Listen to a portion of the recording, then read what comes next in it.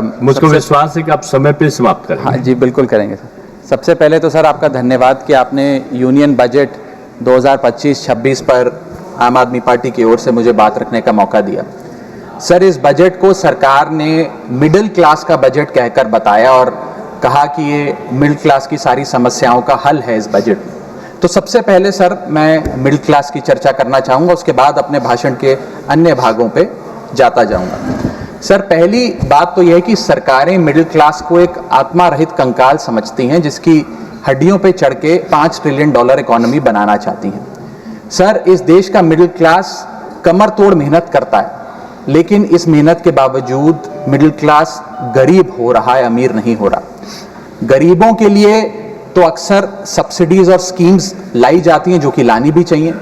अमीरों के लिए production linked incentives, rebate, tax incentives, न जाने क्या क्या लाया जाता है, लेकिन इस देश के मिडिल क्लास को कुछ हासिल नहीं होता। ऐसा लगता है कि सरकारें समझती हैं कि देश के मिडिल क्लास के ना सपने हैं ना अरमान है, लेकिन वो सोने का अंडा देने वाली वो मुर्गी है जिसकी गर्दन जब चाहे मरोड़ के टैक्स वसूल लिया जाए।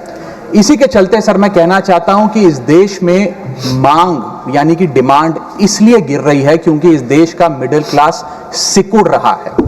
तमाम आंकड़े एफएमसीजी सेक्टर से लेके गाड़ी बेचने वाले कंपनियों की सेल्स के आप उठाकर देखेंगे तो वो आपको यही बताएंगे कि इस देश का मिडिल क्लास खर्च नहीं कर रहा, और खर्च इसलिए नहीं कर रहा क्योंकि उसकी जेब में आमदनी ही नहीं है। मिडिल क्लास खाली सेंसस के लिए नहीं है सर, उसके भी अपने अरमान हैं, उसके अपने सपने हैं। 1989 में यूनाइटेड स्टेट्स ऑफ अमेरिका में एक पिक्चर बनी थी जिसका नाम था Honey I shrunk the kids. मुझे लगता है भारत देश में वर्ष 2025 में पिक्चर बननी चाहिए honey I shrunk India's middle class.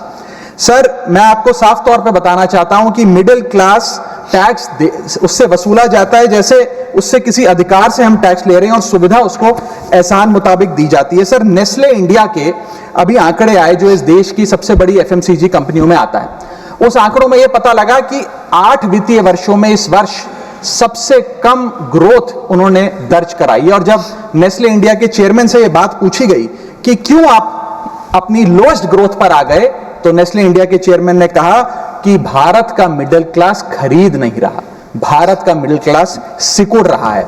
मैं महंगी गाड़ी और महंगे मकानों की बात नहीं कर रहा सर, लेकिन सस्ती गाड़ी और सस्ते मकान जो मिडिल क्लास खरीदता है उनकी डिमांड घटती जा रही है, उसकी प्रोडक्शन घटती जा रही है, जिसका सीधा इंपैक्ट हमारी इकोनॉमी पर है। काफी चर्चा हुई सर सरकार द्वारा कि हम मिडिल क्लास के लिए 12 लाख की टैक्स रियायत लेकर आए। मैं सर बतौर चार्टर्ड अकाउंटेंट ये बताना चाहता हूं कि ना ही ये टैक्स एग्जेम्पशन है, ना ही ये टैक्स डिडक्शन है, ये एकमात्र टैक्स रिबेट है। इस रिबेट का स्वागत हम सब करते हैं, हम सबको खुशी हुई, लेकिन मैं आपको इन तीनों में फर्क बताना चाहता हूं और ये दिखाना चाहता हूं कि कैसे चोर दरवाजे से इंडियन मिडिल क्लास से अभी भी इनकम टैक्स वसूला जा रहा है। पहली चीज सर, ये इनकम टैक्स एग्जेम्पशन नहीं है। एग्जेम्पशन होता है जैसे एक सोर्स ऑफ इनकम पर इनकम टैक्स लगे ही ना, जैसे कि इस देश में एग्रीकल्चरल इनकम, खेती बाड़ी से जो कमाई होती है उस पर कोई इनकम टैक्स नहीं लगता। ये वो नहीं है। ये टैक्स डिडक्शन भी नहीं है। टैक्स डिडक्शन होता है कि फर्ज करिए आपने साल में 15 लाख रुपए कमाए, इनकम टैक्स डिडक्शन आपको 12 लाख रुपए की मिली, तो 15 घटा 12 3 लाख पर आपको इनकम टैक्स देना पड़ेगा।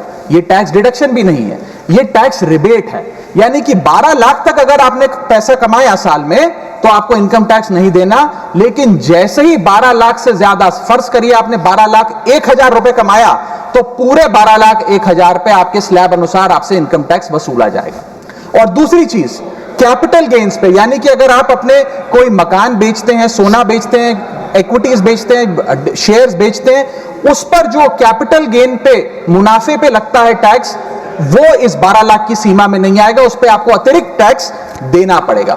सर, लेकिन इस 12 लाख की रियायत से कितने लोगों को भारत देश में फायदा हुआ, ये भी समझ